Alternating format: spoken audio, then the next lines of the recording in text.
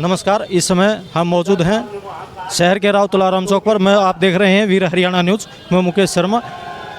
झज्जर जिले के आज कांग्रेस कार्यकर्ता हाथ से हाथ जोड़ो यात्रा निकाल रहे हैं, जिसका सांसद दीपेंद्र हुड्डा और डॉक्टर रघुवीर कादियान नेतृत्व कर रहे हैं। करीब 4 किलोमीटर की यात्रा पूरी हो चुकी है और शहर के भगत सिंह चौक से माल्यार्पण के बाद अंबेडकर चौक होते हुए, कुलदीप सिंह चौक होते हुए अब यात्रा राव तुलाराम चौक पर पहुंच चुकी है।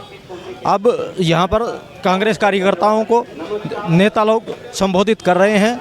डॉक्टर रघुवीर कादियान, कुलदीप वत्स और झज्जर की विधायक गीता भुक्कल उनके साथ हैं। राज्यसभा सांसद दीपेंद्र हुड्डा पूरी यात्रा के दौरान पैदल यात्रा करते हुए माल्यार्पण कर रहे हैं। धन्यवाद।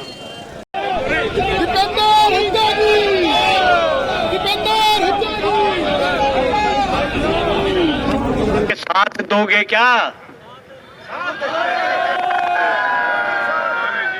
तो भाई सरकार आपकी आएगी और इस सरकार जो आएगी इसके सबसे ऊपर सोने के अक्षरों में लिखा जाएगा, दीपेंद्र हुड्डा का नाम लिखा जाएगा सोने के अक्षरों में। ये असली रहस्य है जो सारी इस बात में आली, और उसके नीचे लिखा जाएगा हरियाणा की जनता का नाम भी सोने के अक्षरों में लिखा जाएगा। बहुत बहुत धन्यवाद। नमस्कार। आप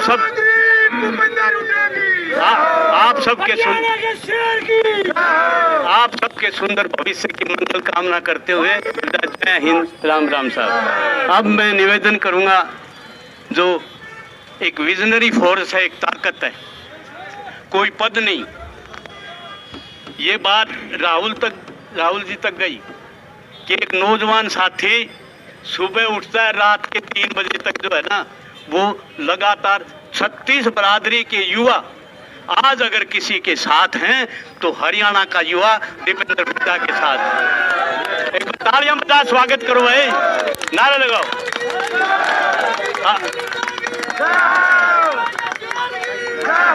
अब मैं निवेदन करूंगा दीपेंद्र हुड्डा जी से कि वो अपनी बात कहें। दीपेंद्र हुड्डा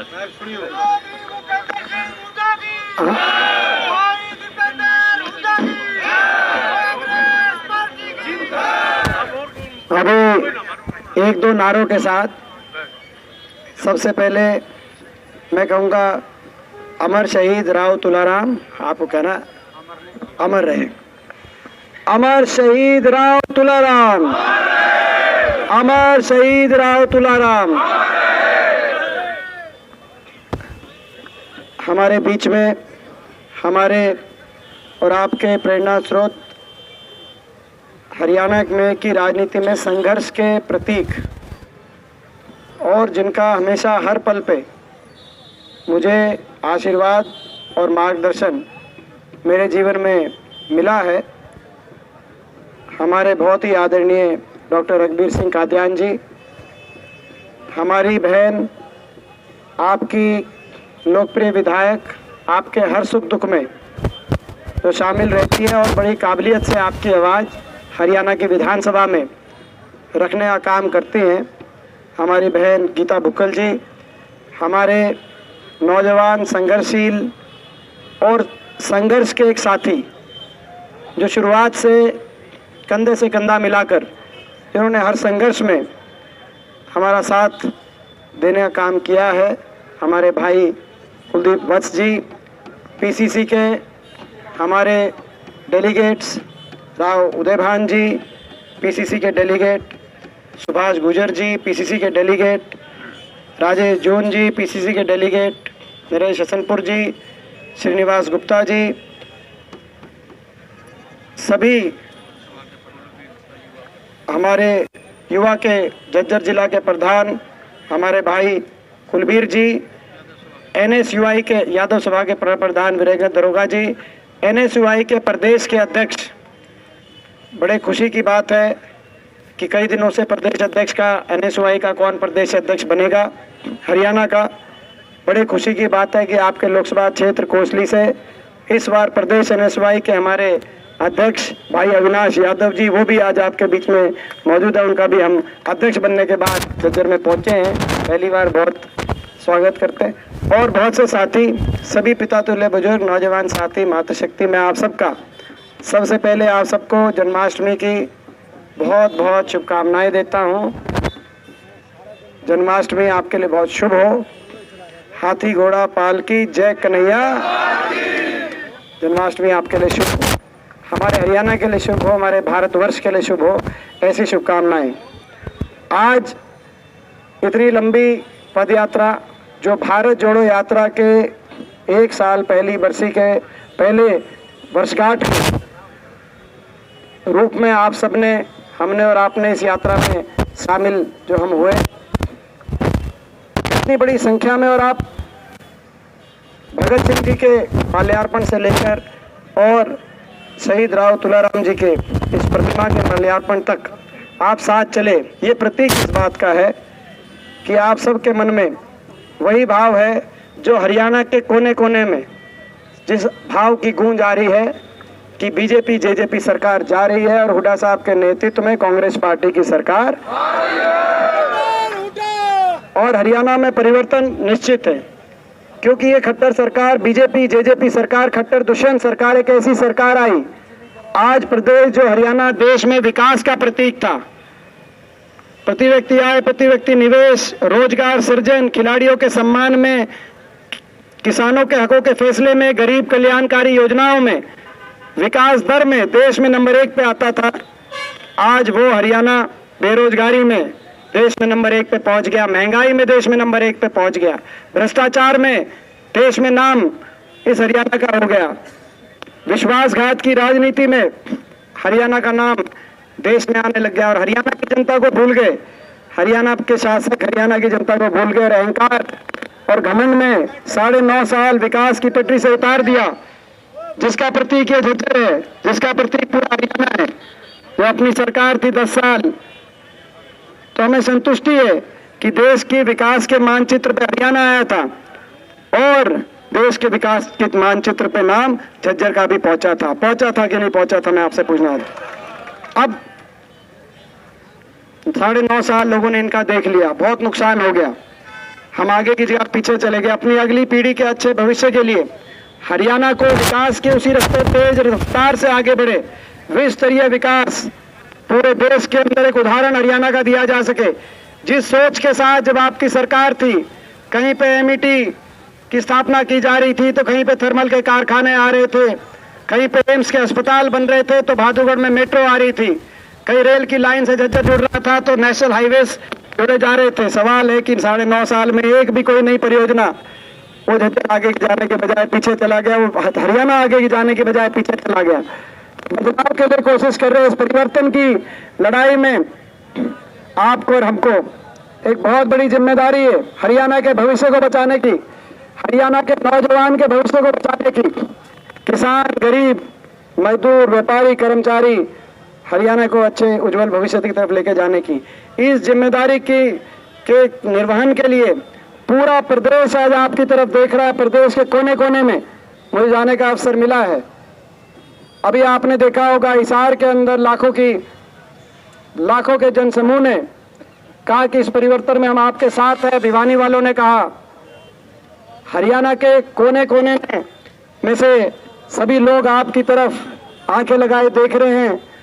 बदलाव के लोग तैयार हैं, मगर ये जो हमारा क्षेत्र है आपकी तरफ सब देखेंगे। तो मैं आपसे पूछना चाहता हूँ, 3-4 महीने लोकसभा चुनाव है, 10-11 महीने में विधानसभा चुनाव, अगर निर्धारित समय पे हुआ, जल्दी भी हो सकता है। खट्टर साहब ने कहा है कि 1 नेशन 1 पोल, एक देश एक चुनाव का जो प्रस्ताव आया उन्होंने बहुत अच्छा है।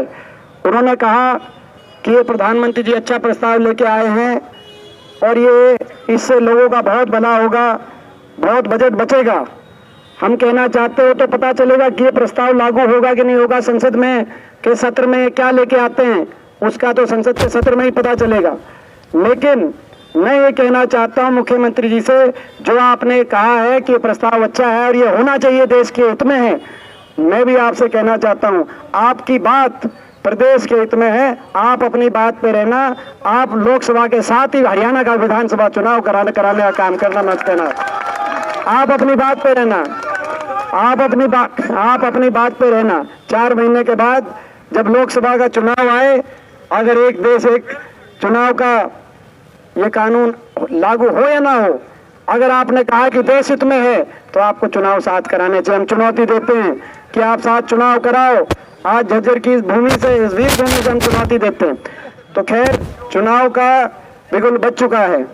आपका देखो, ये चुनाव में परिवर्तन निश्चित होगा। पिछली बार भी हो जाता।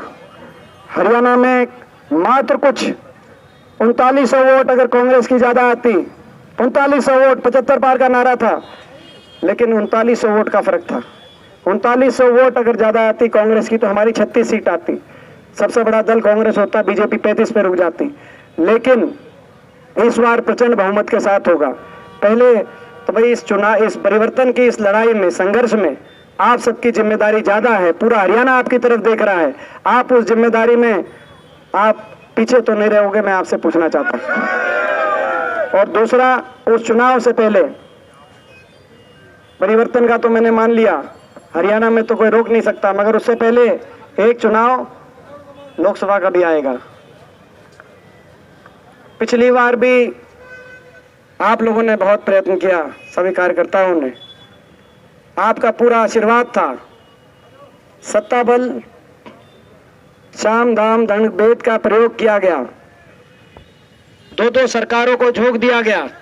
3 बार प्रधानमंत्री जी आए, मुख्यमंत्री, पूरे दो सरकारें, सत्ता बल, धन बल, मीडिया बल, हर प्रकार के षड्यंत्र रचे गए। कैसे क्या हुआ वो मेरा दिल जानता है या आपका दिल जानता है। इस बार मैं यही कहना चाहता हूँ, ये चुनाव इसका बिल्कुल भी बच चुका है।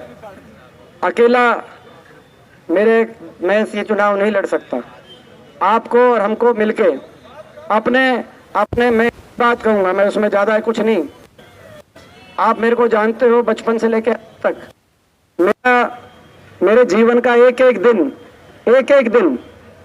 खुली किताब आपके सामने, एक एक दिन और एक एक पल, बचपन से लेकर आज तक मेरा क्या काम है, मेरा क्या व्यवहार है, मुझसे ज़्यादा आप सब जानते हो।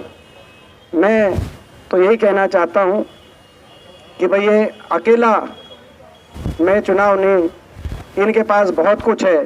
2 सरकारें हैं, सत्ता बल, धन बल, मीडिया बल, मेरे पास आप हो, जो है मेरे पास वो आप हो। तो इसमें मैं तो भाई तो मुझे यही आखिर में कि भाई ये चुनाव का बिगुल बच चुका है। इसमें संयम से आप सबको मैं तो यही आग्रह करना चाहता हूँ कि भाई आपका सबका आशीर्वाद। कुछ लोग कह रहे हैं कि भाई मीडिया पूछ रही थी आज, इसीलिए मैंने टॉपिक छेड़ा कि भाई आप यहाँ से आपका क्या वो, आप लड़ोगे, आप राज्यसभा में हो। तो भाई जो है, मछली को पानी में बढ़ने से कौन रोक सकता है। तो ये तो जो है, तो मैं तो ये मेरे कर्म भूमि है, ये मेरी जन्म भूमि है, और ये कर्म भूमि है, जन्म भूमि है, कर्तव्य भूमि है। और मुझे विश्वास है कि भाई इस बार जो है आपका पूर्ण आशीर्वाद उसमें रहेगा। मैं इन्हीं शब्दों के साथ आप सबका धन्यवाद करता हूं आज की। और जो आज भारत जोड़ो यात्रा, जो राहुल जी की यात्रा कन्याकुमारी से श्रीनगर तक, महंगाई, बेरोजगारी, भ्रष्टाचार और देश में हर को भाई से प्यार प्रेम की डोर से जोड़ने के लक्ष्य के साथ, महंगाई भ्रष्टाचार से लड़ाई लड़ने के लिए जो यात्रा निकाली गई, उसका नारा देते हुए मैं अपनी बात समाप्त करता हूं। मैं कहूंगा जोड़ो जोड़ो, आप कहोगे भारत जोड़ो। जोड़ो जोड़ो, जोड़ो जोड़ो।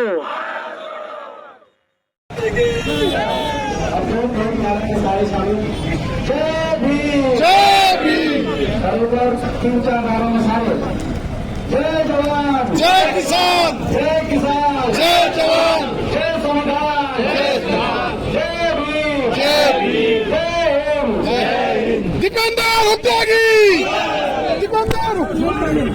हुआ कर लिया। ਇਹ ਵੀ ਤੂੰ ਆੜਾ ਕਦੀ ਰੱਖੇਗਾ